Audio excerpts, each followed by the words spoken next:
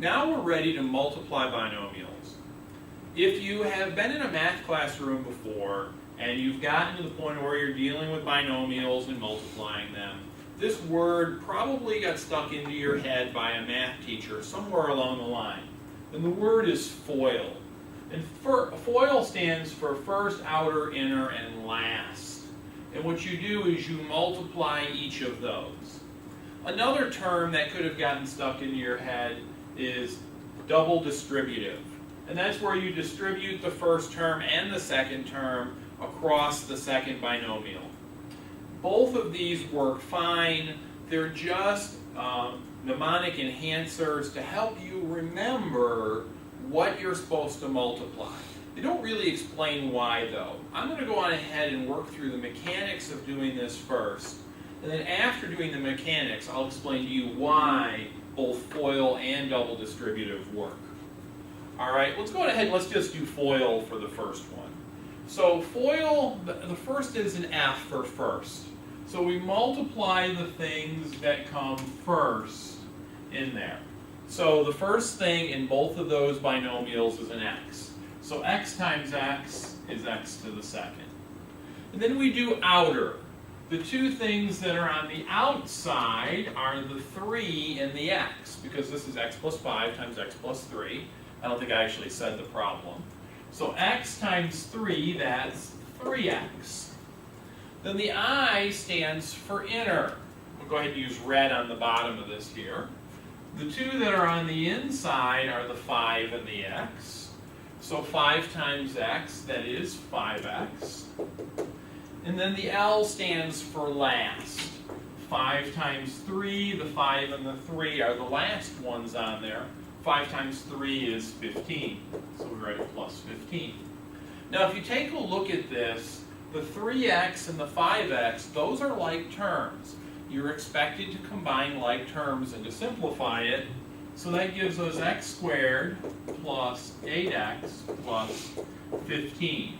You're going to notice about 95% of the time the middle terms can be combined together. So get in the habit of looking for that.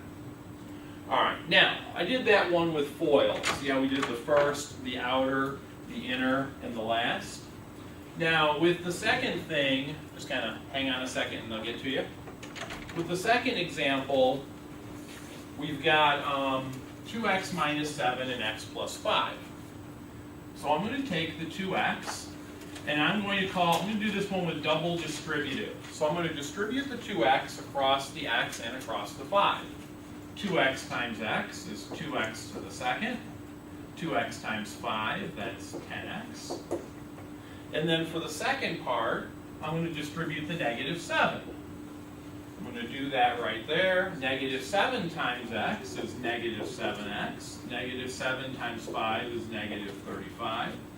The middle two also combine, so I've got 2x to the second plus 3x minus 35 when I combine them.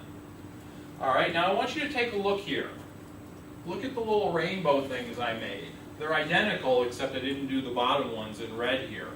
You can use double distributive or FOIL. They're both going to remind you how to multiply those polynomials. The last one, and I just like making the little rainbow things, and I get used to doing that pattern.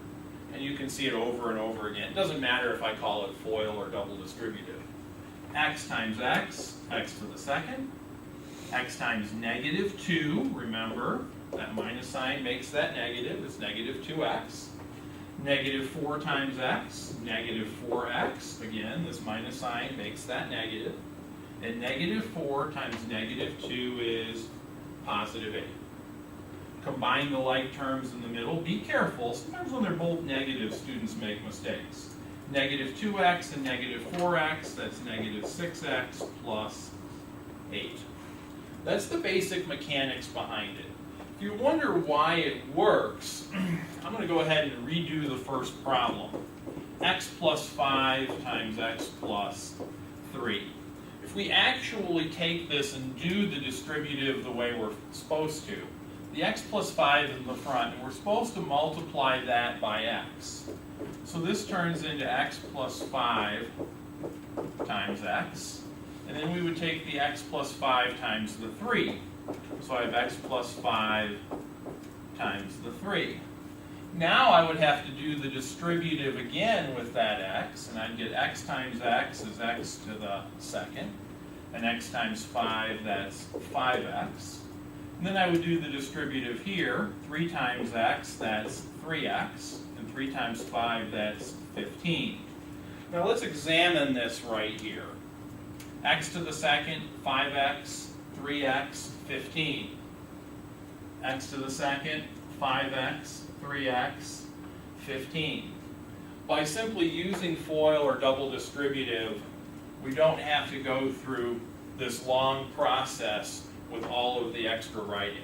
It's just a faster way to get there, which is why a lot of math teachers teach it that way, and that's how we all do it. Anyway, take your time with these. Good luck.